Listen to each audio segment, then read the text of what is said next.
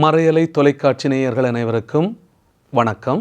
இன்றைய கருத்துக்களம் நிகழ்ச்சிக்கு திருவாளர் குயின்டஸ் துரைசிங்கம் அவர்கள் வருகை தந்திருக்கிறார். வணக்கம். வணக்கம் ஃபாதர். கனடா தேசத்திலிருந்து அவர் வருகை தந்திருக்கிறார். மனித உரிமை செயற்பாட்டாளராகவும் தற்போது அவர் உளவியல் சார்ந்த செயற்பாடுகளிலே மிகவும் முனைப்போடு ஈடுபட்டு கொண்டிருப்பவர். எனவே எங்களுடைய தமிழ் தேசியம், தமிழ் உணர்வுகள், தமிழர் பாரம்பரியம், தமிழ் கலாச்சாரம், எங்களுடைய நிலைமைகளை பற்றி கனடா தேசத்திலே எப்படியான சிறப்புகள் அமைந்திருக்கின்றன என்பதை பற்றி அவர் எங்களோடு இப்போது பேசுவார். புலம்பெயர்ந்த நாட்டிலே தமிழர்களின் வாழ்க்கை என்பது மிகுந்த சவால்கள் நிறைந்த, ஆனால் எதிர்காலத்திற்கான அதிகரித்த வாய்ப்புகளை கொடுக்கின்ற ஒரு வாழ்க்கை. பல்வேறு சவால்களால் நாட்டிலிருந்து புலம்பெயர்ந்தவர்கள் அப்போது நாட்டிலே தங்களது உறவுகளை மட்டுமல்ல, மண்ணையும் வீட்டையும் தங்களது சொந்தங்களையும் எல்லோரையும் தொலைத்து கிட்டத்தட்ட அகதிகளாக புலம்பெயர்ந்தவர்கள்தான் இப்போது வெளிநாடுகளிலே வாழ்கின்ற ஈழத்தமிழர்கள் அதிகமானவர்கள். பல ஸ்பான்சர்களும் போயிருக்கிறார்கள். அப்படி அங்கே ஆரம்பித்த வாழ்க்கை என்பது மிக மிக மோசமான சவால்களோடு ஆரம்பித்த வாழ்க்கை. நீண்ட காலம் எடுத்தது அதை கட்டி எழுப்புவதற்கு. அந்த கட்டியெழுப்புதலுக்கு பின்னதான இந்த வாழ்க்கை என்பது அவர்களுக்கு பல்வேறு வாய்ப்புகளையும் கொடுக்கின்ற நல்ல ஒரு வாழ்க்கையாக அமைகிறது. இருந்தாலும் பல சவால்களோடு தான் தொடர்கிறது. இதில் இருக்கின்ற முக்கியமானது என்னவென்றால், புலம்பெயர்ந்தவர்கள் அப்படி ஒரு நீண்ட கால சவால்களுக்கு பின் எடுத்திருக்கின்ற அந்த வாழ்க்கையை திடீரென வந்ததாக தவறாக நினைத்துக்கொண்டு, ஒரு தவறான புரிதலுடன் வெளிநாட்டுக்கு போனால் உடனடியாக பணக்காரராகிவிடலாம் என்ற ஒரு தவறான புரிதல் பலரிடம் இருக்கிறது. அது வருத்தத்துக்குரியது. அங்கே சென்றவர்கள் எல்லாம் ஓவர் நைட்டாக மறுநாளோ அல்லது மறுவாரமோ மறு மாதமோ பணக்காரர்களாக வரவில்லை, அல்லது வசதியாக வரவில்லை, அல்லது வேலைவாய்ப்புகளை கண்டுகொள்ளவில்லை. மிகுந்த சவால்கள் இடையில் தான் அவர்களது வாழ்க்கை ஆரம்பித்தது.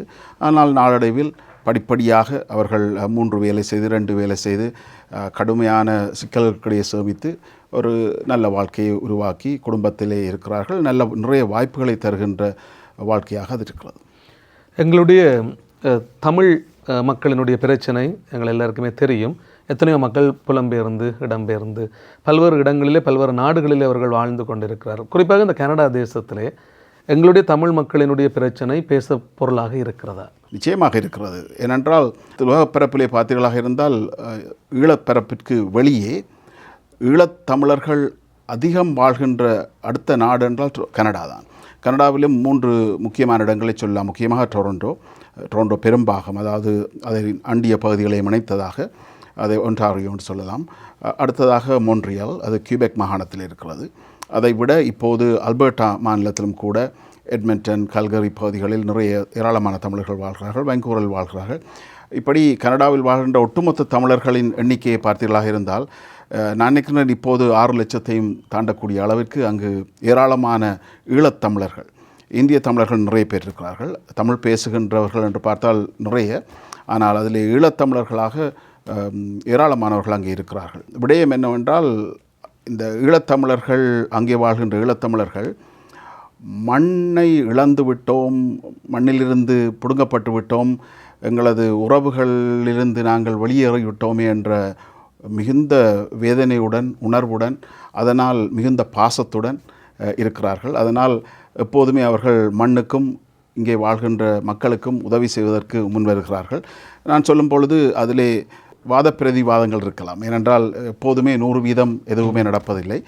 பலர் அப்படி உணர்வு இல்லாமல் இருப்பவர்களும் இருக்கிறார்கள். அது எங்கேயுமே இருக்கிறார்கள், இங்கேயும் இருக்கிறார்கள். ஆனால் அங்கே வாழ்பவர்கள் எதையோ தொலைத்து விட்டோம் என்ற வேதனையோடு, மண் நேசத்தோடு, மண் பாசத்தோடு அதற்காக இதையும் செய்வதற்கு தயாராக இருக்கிறார். அதனால்தான் 2009 முள்ளிவாய்க்கால் நேர காலத்திலாக இருக்கலாம், அதற்கு பின்னதான காலத்திலாக இருக்கலாம், தொடர்ச்சியாக உரிமைக்காக, தமிழர் உணர்விற்காக, தமிழர் விடுதலைக்காக, தாயகத்தில் ஒரு நீதி நிலைநாட்டப்பட வேண்டும் என்பதற்காக மிக உச்சமாக குரல் கொடுக்கின்ற ஒரு சமூகமாக கனடாவில் வாழ்கின்ற தமிழ் சமூகம் இருக்கிறது.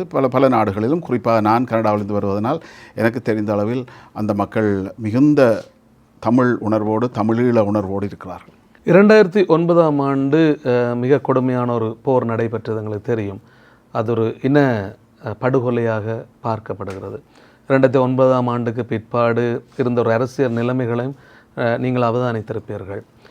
அண்மையில் நாங்கள் அறிந்திருக்கிறோம், மே 18ஆம் தேதி இந்த முள்ளிவாய்க்கால் அந்த நினைவாலயம் ஒன்று கனடா தேசத்திலே அமைக்கப்பட்டது. அதை பற்றின உங்களோட கருத்து என்ன?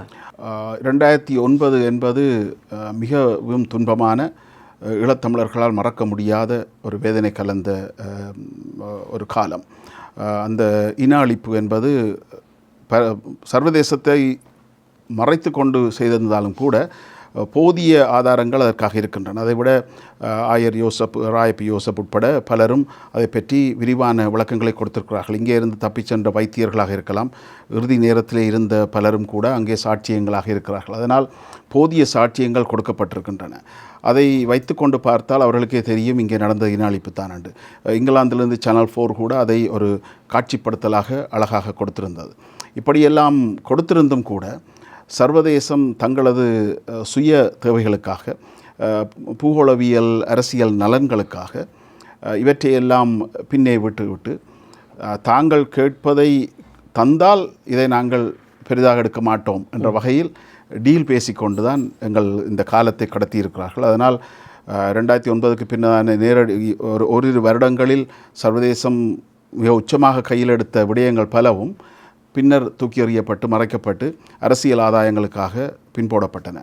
அதிலே வெளிநாட்டு சக்திகளின் கைங்கரியம் ஒரு பக்கம் இருக்க, ஈழத்தமிழர்களுக்காக குரல் கொடுப்பதாக சொல்லிக் கொண்டிருக்கின்ற ஈழத்தமிழ் இங்கே இந்த மண்ணிலே இருக்கின்ற அரசியல்வாதிகளும் அதற்கு பிரதான காரணிகளாக, பங்காளிகளாக, ஒரு விதத்தில் ஈழத்தமிழர்களுக்கு பிரதிநிதிகளாக என்பதை விட ஈழத்தமிழர்களின் எதிரிகளாக இனம் காணப்படுகின்ற அளவிற்கு பல செயல்பாடுகளும் ஈடுபட்டிருக்கிறார்கள் என்பது வேதனையோடு பதிவு செய்யப்பட வேண்டிய ஒன்று. நான் அறிந்த வரையிலே இந்த முள்ளிவாய்க்கால் அந்த நினைவாலயம் இந்தியாவிலே ஒரு மிக முக்கியமான இடம் ஒன்று இருக்கிறது. அதை பார்க்கின்ற போது மிகவும் கஷ்டமாக இருந்தது. காரணம், அந்த எல்லாவற்றையும் தத்துருவமாக அவர்கள் அங்கே வடித்திருந்ததை பார்க்கக்கூடியதாக இருந்தது. கனடா தேசத்திலேயும் அப்படி ஒன்று நினைவாலயம் எழுப்பப்பட்டது. உண்மையிலேயே மகிழ்ச்சியான விடயம் என்பதை தாண்டி இந்த நினைவாலயத்தின் மூலமாக பல்வேறு விடயங்கள் உலக பரப்பிலே பேசப்பட வேண்டும் என்பதுதான் எங்களுடைய எதிர்நோக்கம். ஆனாலும் அதுக்கு பிற்பாடு நாங்கள் அறிந்திருந்தோம், சில விஷமிகள் சில விடயங்கள் செய்து அந்த நினைவாலயத்தை அழிப்பதற்கு நினைத்திருந்தார்களாம் என்று. அதை பற்றி உங்களுடைய கருத்து என்ன?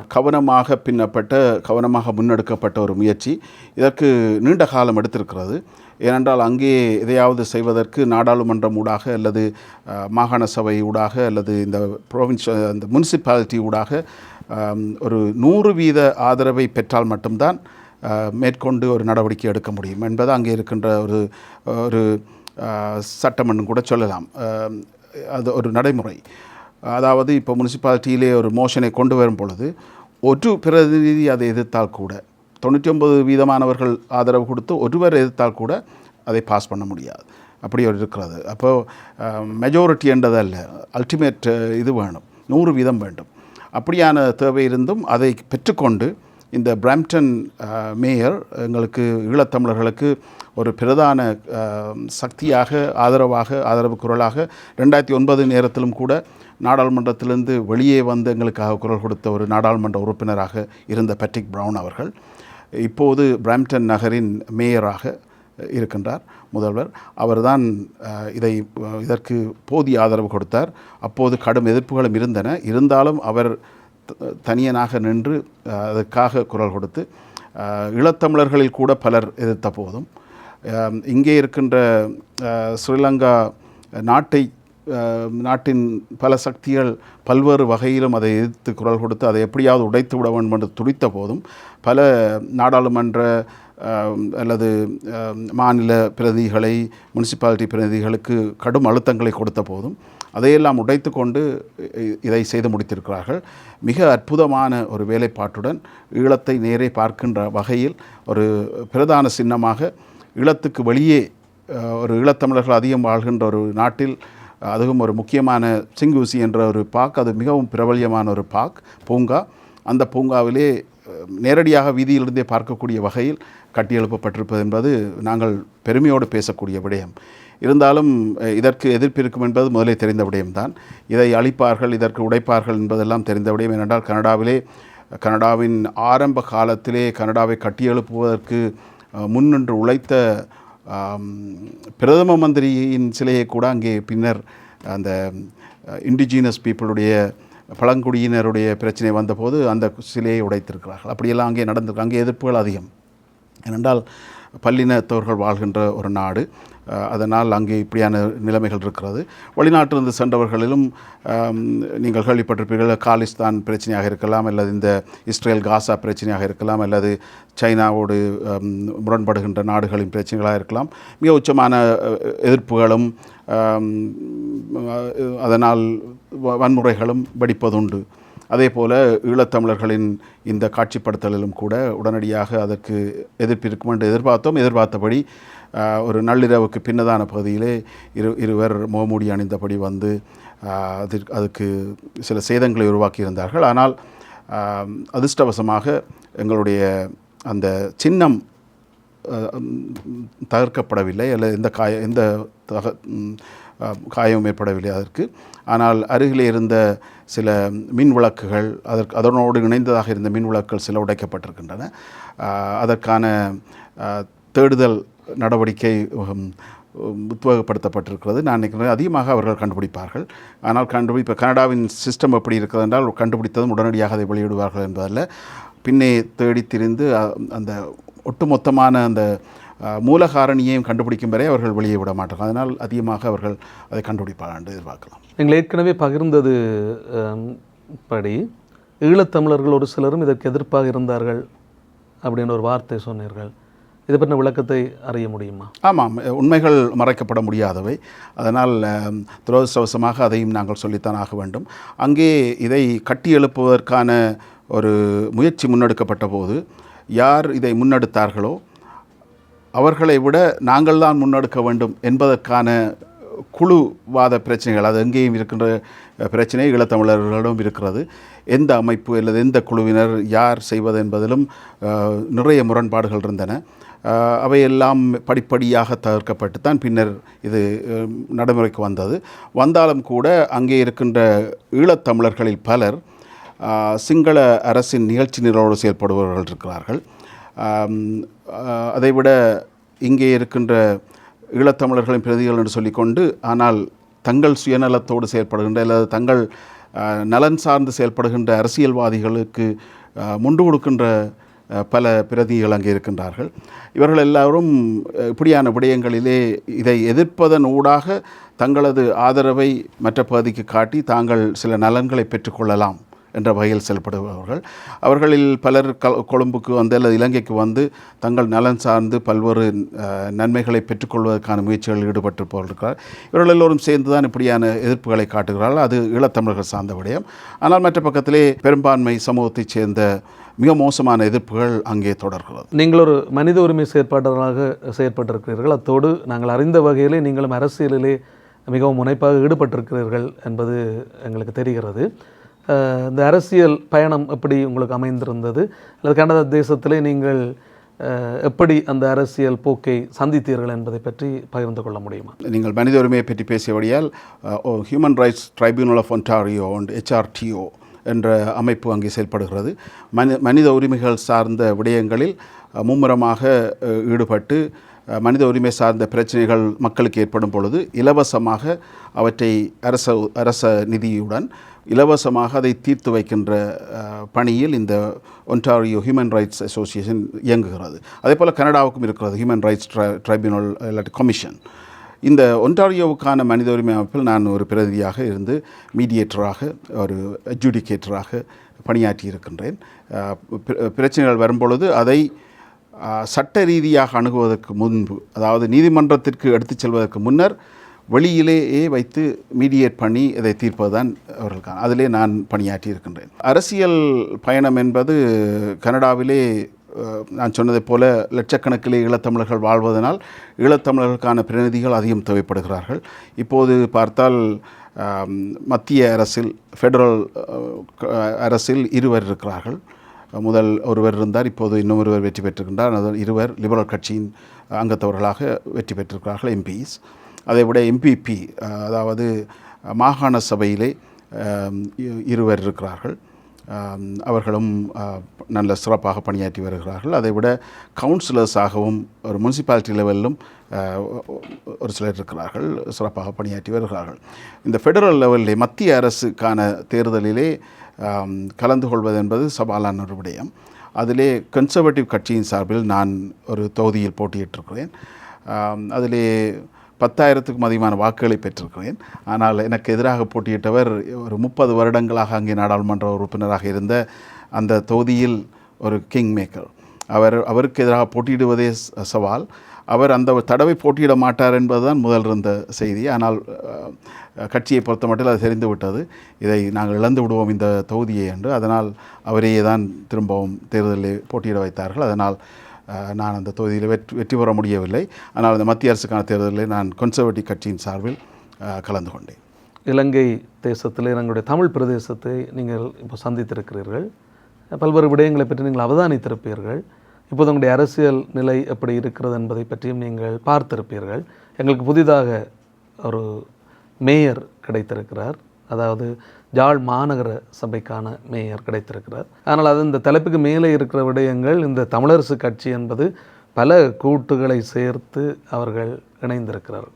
அதில் மிக முக்கியமானது EPDP ஓடு அவர்கள் இணைந்திருக்கிறார்கள் என்பது மிகவும் கவலைக்குரிய ஒரு விடயம். இதை பற்றி உங்களுடைய கருத்து என்ன என்பதை பகிர்ந்து கொள்ள முடியுமா? தமிழரசு கட்சியின் செயல்பாடுகள் என்று பார்த்தால் இதை ஆச்சரியத்துக்குரியதல்ல.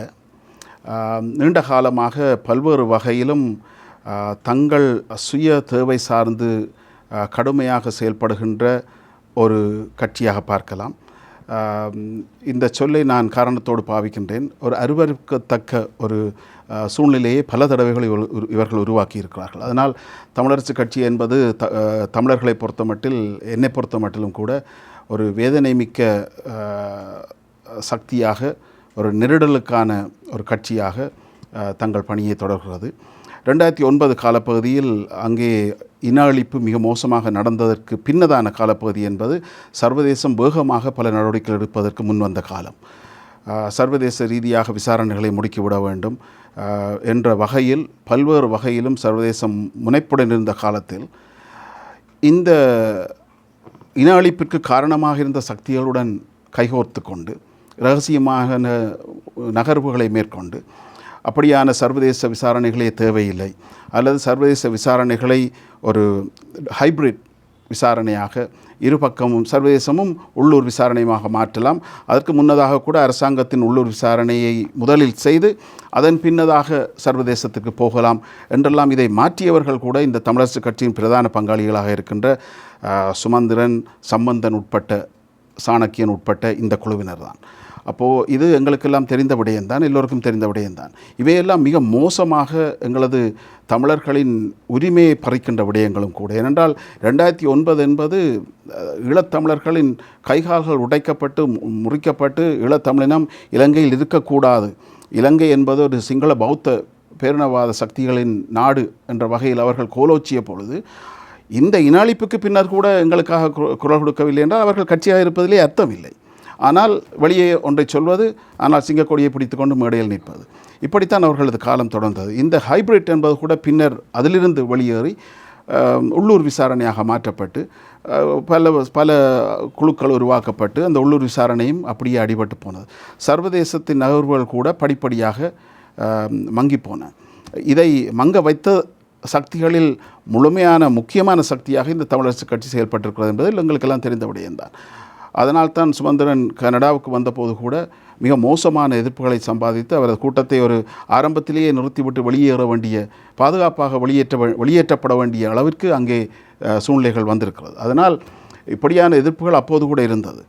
இங்கே தொடர்ச்சியாக பார்த்தீர்களாக இருந்தால் பின்னர் அவர் வெற்றி பெறவில்லை என்று வந்த செய்தி இரவோடு இரவாக மாற்றப்பட்டு மிக பெருவாரியான வாக்குகளுடன் வெற்றி பெற்றதாக மறுநாள் வந்தது. இதை எப்படி தமிழர்கள் ஏற்றுக்கொள்வது? அதற்கு பின்னதாக காலப்பகுதியில் பார்த்தீர்கள் என்றால் தங்கள் தேவைக்காக எதையுமே செய்வதற்கு தயாராக இருப்பதாக வந்தது. இப்போது நீங்கள் கேட்ட கேள்வியை பார்த்தால் இப்போது வந்திருக்கின்ற தகவல் வேதனை மிக்க தகவல். யார் எங்களது மிக மோசமான இன அழிப்பின் காரணகர்த்தாக்களாக இருந்தார்களோ, உதாரணமாக தாதாக்களாக அல்லது இந்த இரகசிய குழுக்களை, இராணுவ குழுக்களை அல்லது ஆயுத குழுக்களை இரகசியமாக வைத்துக்கொண்டு ஈழத்தமிழர்களுக்கு எதிராக யாரெல்லாம் சிங்கள இனத்தோடு செயல்பட்டார்களோ அவர்களோடெல்லாம் கூட்டு சேர்ந்து கொண்டு புதிய ஆட்சி அமைப்பது என்பது எந்த வகையில் அறம் எங்கே போய்விட்டது? இப்போது ஒரு மனிதனுக்கு தேவையானது, அதுவும் ஒரு மக்கள் பிரதிநிதிகளுக்கு தேவையானது அறம், மனிதநேயம். சரி, மனிதநேயத்தை விடுவோம், ஆனால் அறம் மிகவும் முக்கியமானது. அப்போ இந்த அறத்திலிருந்து வெளியே வருபவர்கள் மக்களின் பிரதிநிதிகளாக இருக்கவே முடியாது. அதனால் இவர்கள் நிச்சயமாக மக்களால் தூக்கி எறியப்பட வேண்டும். ஆனால் ஆச்சரியம் என்னவென்றால், இங்கே இருக்கின்ற பலரும் அவர்களுக்கு தொடர்ந்தும் கண்ணை மூடிக்கொண்டு என்ன செய்தாலும் பரவாயில்லை, நான் தமிழரசு தான் என்ற அந்த கொள்கையின் அடிப்படையில் இருக்கிறார்கள். எத்தனையோ இழப்புகளின் மத்தியிலும் எங்களுக்காக குரல் கொடுத்தவர்கள் உருவாக்கிய ஒரு கட்சி. ஆனால் அது உடைக்கப்பட்டு தூளாக்கப்பட்டு தங்களுக்கு பிடிக்காதவர்களெல்லாம் வெளியேற்றப்பட்டு இப்போது ஒரு டெமோக்ராட்டிக் ப்ராசஸிலிருந்தே வெளியே வந்துவிட்ட ஆட்டோக்ராட்டிக் கட்சியாக இப்போது காட்சி தருகிறது. இதை நாங்கள் குற்றம் சொல்ல முடியாது. ஏனென்றால் அவர்களை மக்கள் தானே தெரிவு செய்கிறார்கள். அப்போ இது வேதனை, எங்களுக்கு நாங்களே மண் அள்ளி போட்ட விடயம்தான். அதனால் அவர்களை தெரிவு செய்பவர்களும் யோசிக்க வேண்டும், ஏன் தெரிவு செய்கிறார்கள். இது நல்ல ஒரு உதாரணம். அவர்கள் தெரிவு செய்ததற்கு கிடைத்திருக்கின்ற மிகப்பெரிய ஒரு வெற்றி அவர்களுக்கு. ஆனால் இது ஈழத்தமிழர்களுக்கு மிகப்பெரிய ஒரு இழப்பாக, மிகப்பெரிய ஒரு அடியாக, மிகப்பெரிய ஒரு அநியாயமாகத்தான் இருக்கிறது. முள்ளிவாய்க்கால் நினைவேந்தல் ஒவ்வொரு ஆண்டும் இங்கே நடைபெறுகிறது, நீங்கள் அறிந்திருப்பீர்கள். அந்த முள்ளிவாய்க்கால் நினைவேந்தலுக்காக ஒரு சிலர் மும்முரமாக ஈடுபடுகிறார்கள். ஆனால் அவர்களை பார்க்கின்ற போது அந்த நாட்களிலே மாத்திரம் அவர்கள் அப்படியே ஈடுபடுகிறார்கள். பிறகு அது அப்படியே தணிந்து போய் எதுவும் இல்லாமல் போகிறது. பிறகு அடுத்த ஆண்டு அந்த முள்ளிவாய்க்கால் மே 18 வருகின்ற போது 15ஆம் தேதியிலிருந்து ஒரு சில துப்புரவாக்கல் பணிகள் நடைபெறுகிறது. அங்கே இறந்தவர்களை நினைவு கூறுகிறார்கள் மே 18ஆம் தேதி. அதோடு அது நிறைவுக்கு வருகிறது. இது நாங்கள் இந்த ஆண்டுகளிலே பார்த்த மிக துன்பமான ஒரு விடயம். அப்போ இப்படியே இந்த நினைவு கூறுதலோடு இந்த விடயங்களை நாங்கள் இல்லாமல் செய்ய போகிறோமா, அல்லது இதற்கான ஒரு நீதிக்கான ஒரு போராட்டத்திலே நாங்கள் மீண்டும் மீண்டும் ஈடுபட வேண்டுமா? இதற்கான ஒரு முன்மொழிவு எப்படி இருக்கும் என்பதை நீங்கள் கூற முடியுமா? இதை இரண்டு விதமாக பார்க்கலாம். இப்போது ஒரு விதமாக பார்த்தால், இதற்காக மிகவும் குறுகிய எண்ணிக்கையிலானவர்கள்தான் இப்படி வந்து இந்த துப்புரவு வேலையை செய்து இந்த நினைவு இதை தக்க வைத்து கொண்டிருக்கிறார்கள், தாங்கி பிடித்து கொண்டிருக்கிறார்கள். அவர்களை சிண்டி பார்ப்பதா, அவர்களை குற்றம் சொல்வதா, அல்லது இதை பற்றியே அக்கறை இல்லாமல் ஈழத்தமிழர்களுக்கு நடந்த அநீதிகளை அல்லது இந்த மிக மோசமான மனித அழிவை கூட கண்டுகொள்ளாமல் கொண்டாடி திரிபவர்களை கண்டித்து கொள்வதா என்பதில் ஒரு வாத பிரதிவாதம் இருக்கிறது. அப்போது உண்மையில் அவர்கள் அதையாவது செய்கிறார்கள். மற்ற பக்கத்திலே ஒரு 80% ஈழத்தமிழர்கள் தங்களுக்கு நடந்த இன அழிப்பை, அநீதிகளை பற்றியே பேசுவதில்லை. அவர்களுக்கு அந்த எண்ணமே இல்லை. அல்லது அவர்கள் அதை பற்றி பேசுவதாக இருந்தால் அதை ஏன் பேச வேண்டும்? அப்படி எல்லாம் அதை பேசிக்கொண்டிருக்க எப்போ இருக்க முடியாது, நாங்கள் இனி மற்றது. அப்போது கிட்டத்தட்ட இங்கே இருக்கிற அரசியல்வாதிகள் எதை சொல்கிறார்களோ அதற்கு துணை போவர்களாகத்தான் ஏராளமானவர்கள் இருக்கிறார்கள். சரி, இப்போது அப்படி செய்பவர்கள் அல்லது அந்த செயல்பாடுகள் ரீதியாக பார்த்தால் நீங்கள் சொல்வது மிகவும் சரியானது. அதாவது அந்த நேரத்திலே முனைப்போடு செயல்பட்டு மிக பாரிய அளவில் சிறப்பாக செய்யப்படுகின்ற அந்த நினைவு எழுச்சி என்பது ஒரு வருடத்தில் ஒரு முறை நடக்கின்ற ஒரு விழா கோலம் பூணுகின்ற ஒரு விடயமாக மாற்றம் பெறுவது என்பது மிகவும் துன்பமானது, துயரமானது. ஏனென்றால் இது வருடம் பூராகவும் தினமும் முன்னெடுக்கப்பட வேண்டிய விடயம். வெளிநாடுகளை பொறுத்த மட்டில், அதாவது மேற்குலக நாடுகளை பொறுத்த மட்டில் அவர்கள் ஒன்றைத்தான் பார்ப்பார்கள், மக்கள் குரல் என்னென்று தான் பார்க்கிறார்கள். அவர்கள் அரசியல் பிரதிநிதிகளின் குரலையும் பார்ப்பதில்லை, நாட்டின் குரலையும் பார்ப்பதில்லை.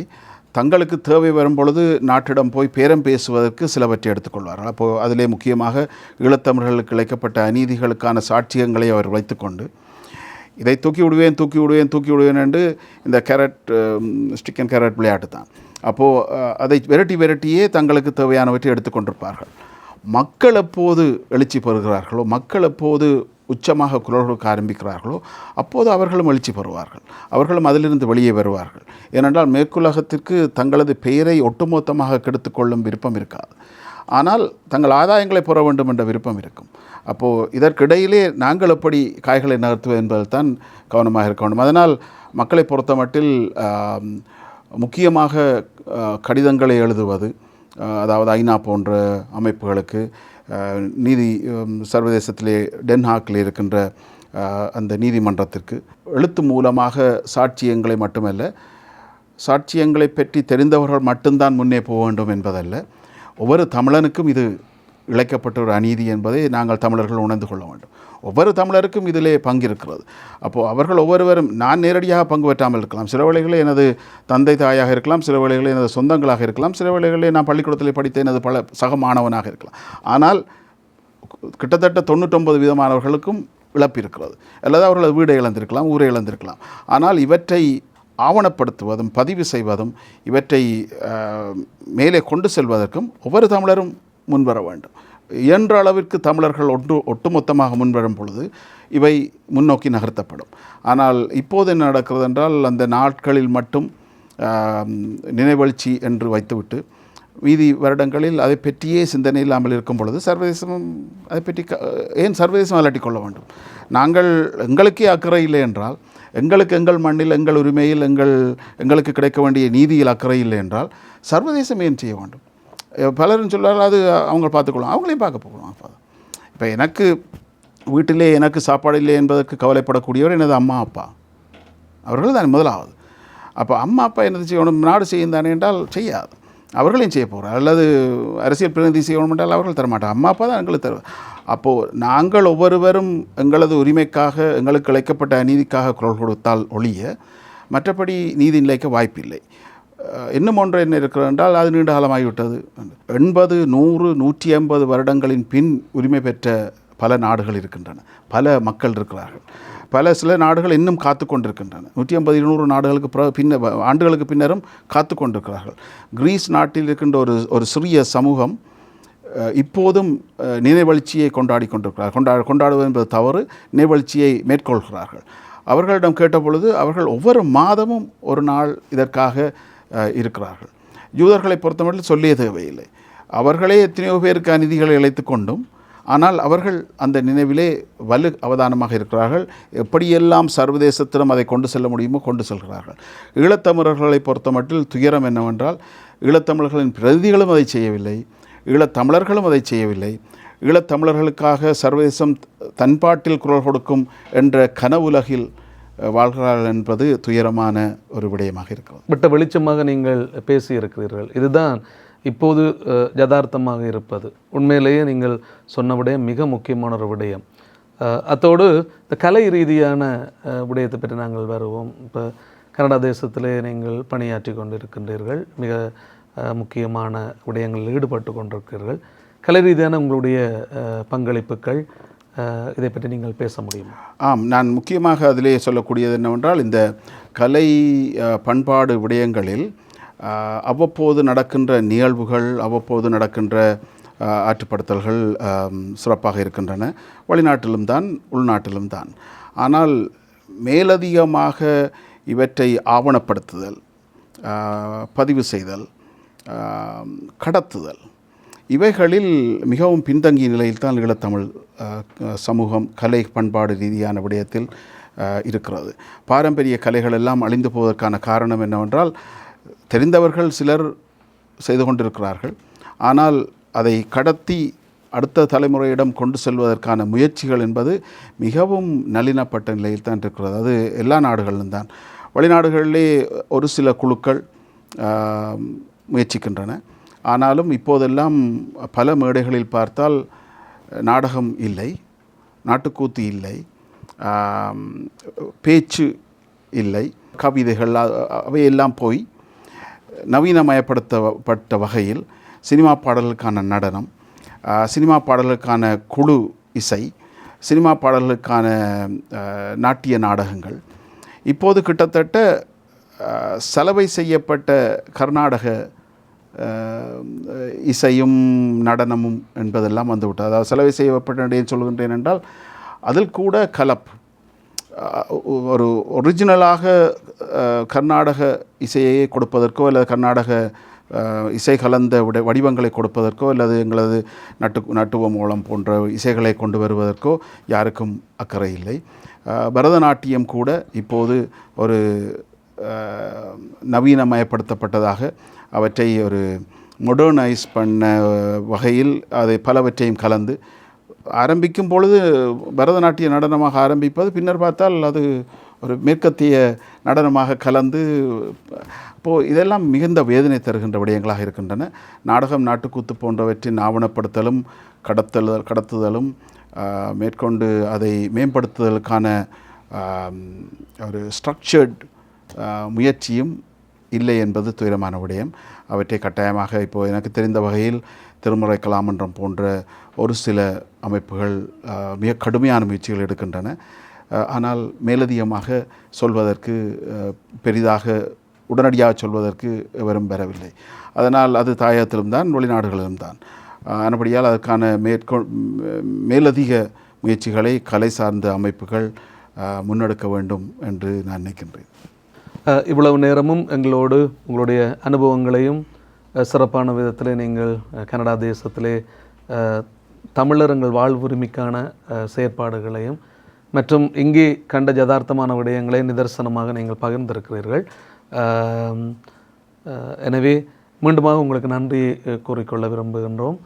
சிறப்பான விதத்திலே தொடர்ச்சியாக நீங்கள் இந்த பணியில் ஈடுபட வேண்டும் என்றும் நிச்சயமாக நீங்கள் ஈடுபடுவீர்கள். இன்னும் தொடர்ச்சியாக நீங்கள் ஈடுபட்டு எங்களுடைய வாழ்வுரிமைக்கான இந்த பணியிலையும் இந்த தடங்களிலேயும் நீங்கள் இன்னும் சிறப்பாக செயல்பட வேண்டும் என்றும் ஆசித்து விடைபெறுகிறேன். நன்றி.